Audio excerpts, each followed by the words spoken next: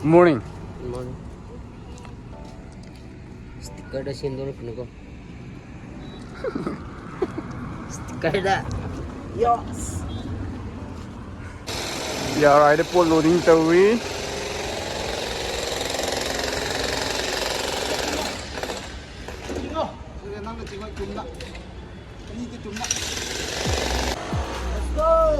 Let's roll. Let's roll.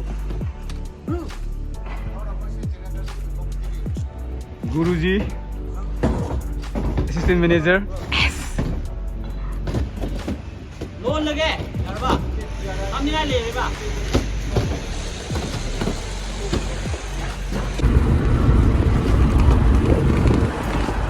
Way to Senapati.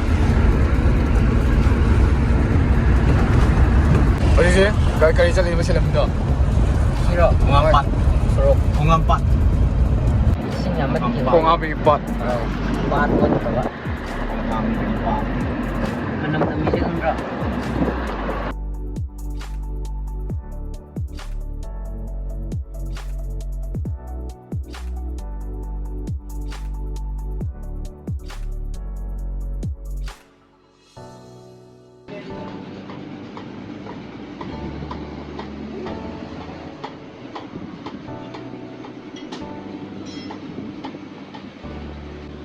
Ya, हम भागो ने. कोटी.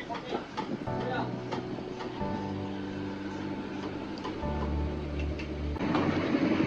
I'm there, bro.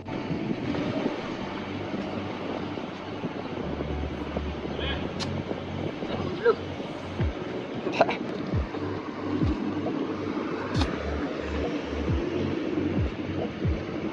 We are at Kanglatumbi.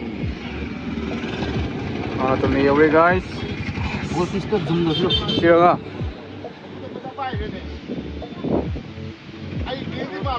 Okay. Ano load ka mali mo? Okay.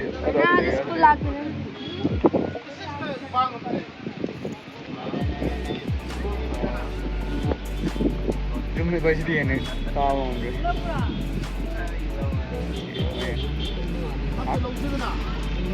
Hindi kena ada.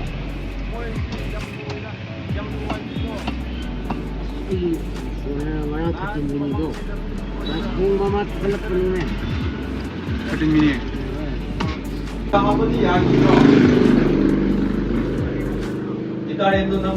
Second stop.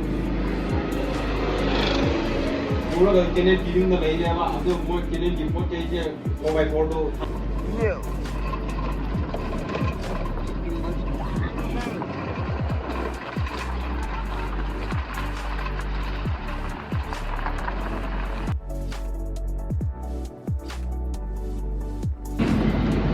Okay, bro. It's okay. Jadi kayo na guys, kayo. Welcome to Tagalambung. Tagalambung. Tanggal. Tanggal. Tanggal.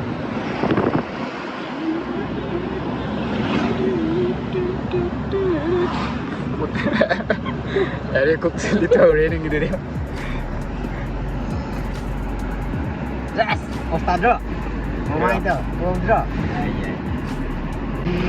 Senapati bos kaya. Enggak. Nanti ya udah terus ya. Senapati pohon kaya. Ah, Senapati bonds kaya.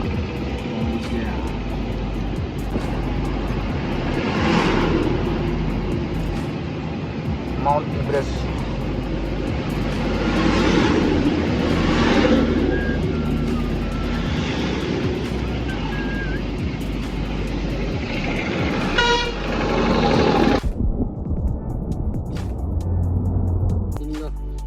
Loading na.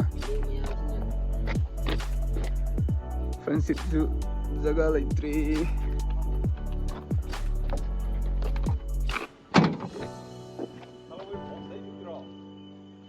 Light party.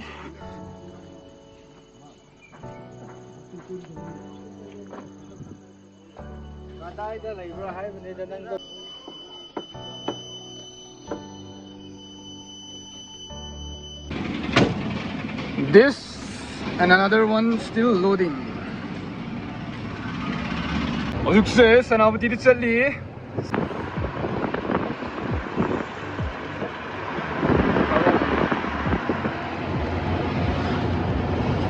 Way to Moram. Oi, destination itu ini apa? NAAMAI ZHO. NAAMAI.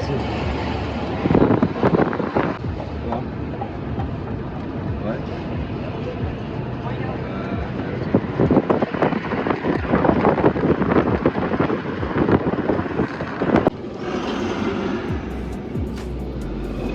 The Moscow College Moram.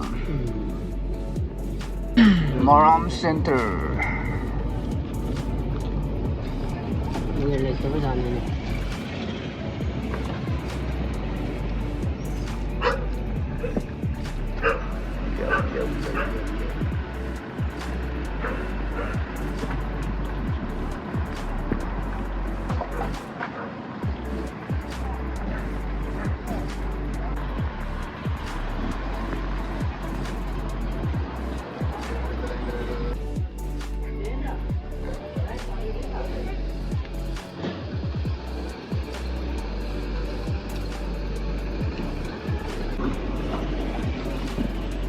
Still yet to go.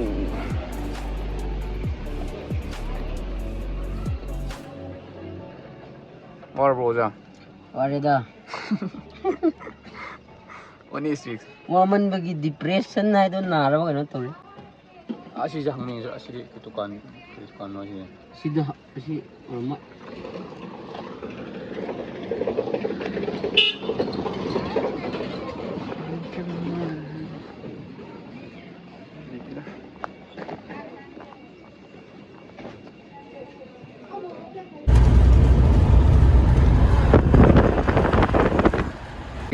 Barak River.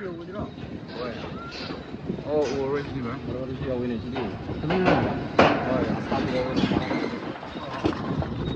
The starting point है कोई to mic खुंदे ये होने की बड़ा river है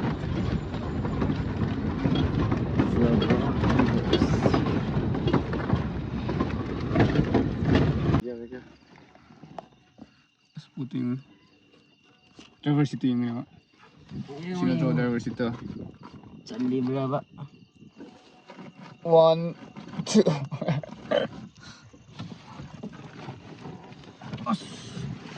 Oh, matar po rin mo ba? Ito, ay sa di singal na. Limi ba na to siya? Ni As ay bigla man happy naman this way ni ay kung yaw ni.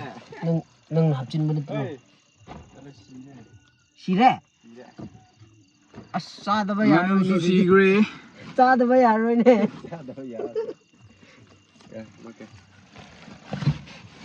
Luri si amplifier na lahat pag ini nih.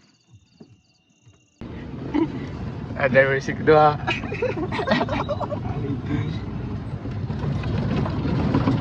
Si family man Yo. family man gini lang siya Oo. nang siya kon experience to gini. So weird.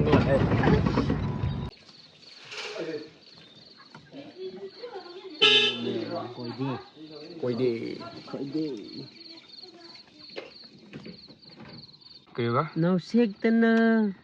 How now say? Base ni ko. Ahawayin da na may tayin.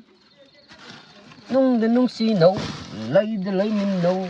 Matakta aluzap tali. Kat sino kang smile like timtra. Finally at kayo ba? NAAMAI ZHO. NAAMAI ZHO unboxing da. Udre dam.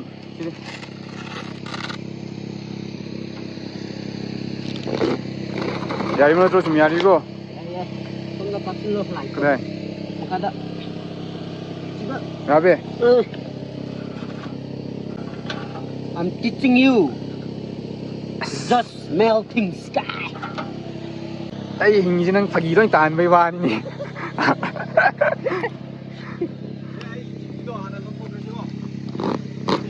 Don't funny me. Tinda koi himsang koi di propose tindra. I'm not. Fish. Nganu. Duck.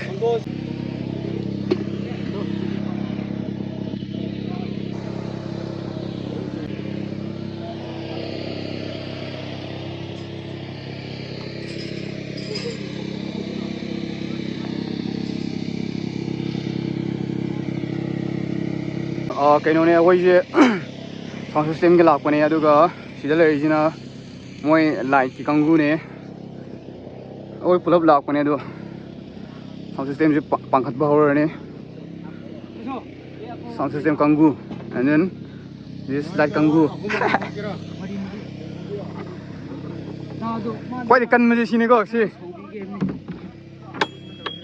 bên đây một sao đó một uốn luôn này bài xí yare du yare cà phê tari à cái bicep yeah cheers bro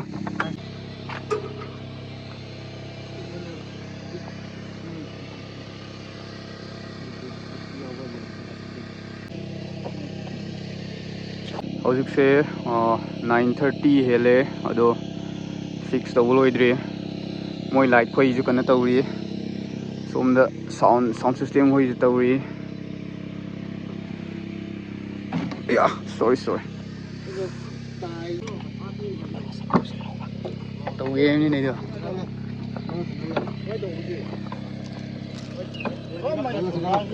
see ya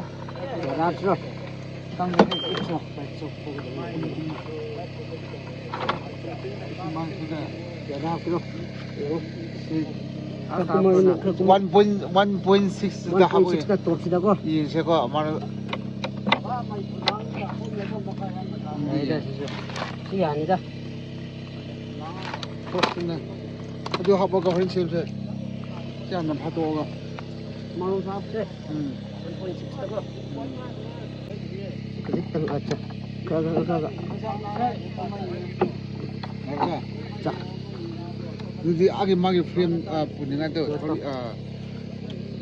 sorry tu. Sini low ne, base sini pirak kadom ne sini.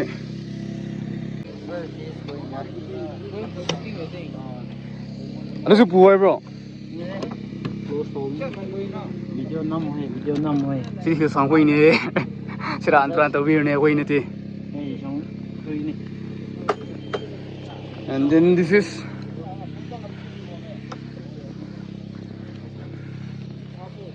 CP sound ke watermark. Oh nanti CP sound.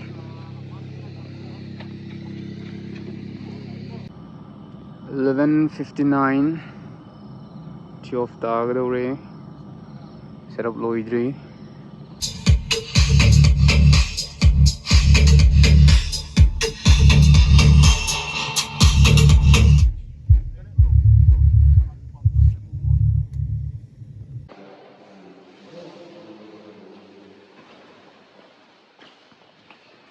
nông chú mà đấy nông chú mà đấy